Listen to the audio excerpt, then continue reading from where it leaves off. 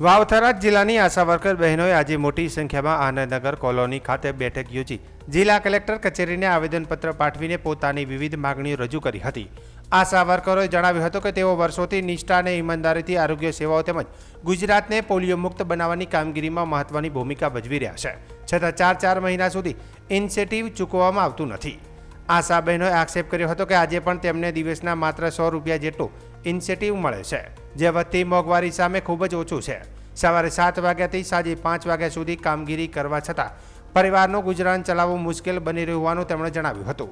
Union દ્વારા સરકાર સમક્ષ ફિક્સ વેતન અમલમાં મૂકવાની, બાકી રહેલું ઇન્સેન્ટિવ તાત્કાલિક ચૂકવવાની તેમજ વિવિધ આરોગ્યલક્ષી કામગીરીના ઇન્સેન્ટિવમાં વધારો કરવાની માંગ કરવામાં આવી હતી।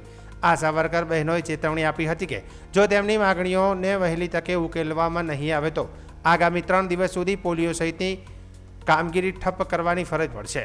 હાલ આ મુદ્દે તંત્ર શું નિર્ણય લે છે તેના પર આશા વર્કર બહેનોની નજર મંડાઈ છે। શું કહેશો બેન, આજે તમે જિલ્લા રજૂઆત કરી છે, શું તમારી માગણી છે? અમારે આશા વર્કર બહેનોને વાવથરા જિલ્લાના 4 મહિનાથી એ બહેનોને વેતન નથી ચૂકવાયા અને બાકી વેતનના કારણે અત્યારે બાળકોની શાળાઓ ખુલી ગઈ તો સ્કૂલ ફી, બાળકોના પુસ્તકો માટે બહેનો ખૂબ કનકગત થયા છે। ગરીબ આશા વર્કર બહેનોને આરોગ્ય વિભાગમાં મહત્ત્વની કામગીરી કરવા છતાંય એમને સમયસર ક્યારેય વેતન નથી ચૂકવાતા।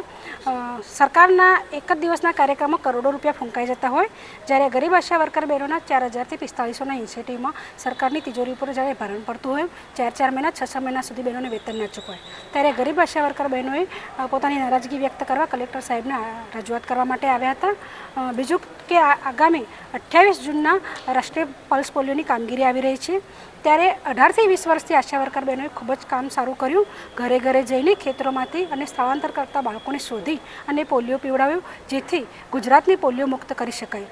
ગુજરાતને પોલિયો મુક્ત કરવાનું ગૌરવ અમારી આશા વર્કર બહેનોના ફાળે જાય છે। ત્યારે બનવું એવું જોઈતું હતું કે સરકારે ખુશ થઈ અને આ આશા વર્કર બહેનોને ઇન્સેન્ટિવ પ્રથામાંથી મુક્ત કરી અને એમને લઘુત્તમ વેતન કે ફિક્સ વેતન આપવું જોઈતું હતું, પરંતુ સરકારની શોષણભરી નીતિનો અહીં અંત આવતો નથી અને 20 વર્ષથી કામગીરી કરવા છતાં હજુ આશા વર્કર બહેનો દિવસના ફક્ત 100 રૂપિયા પોલિયો કામગીરીનું ઇન્સેન્ટિવ મળે છે। આટલી મોંઘવારીમાં અત્યારે મજૂરનું પણ મજૂરી 300 થી 500 રૂપિયા ચાલે છે, તો સવારે 7 થી સાંજે 5 વાગ્યા સુધીમાં આશા વર્કર બહેનો 100 રૂપિયામાં કામગીરી કરાવી ના શકાય।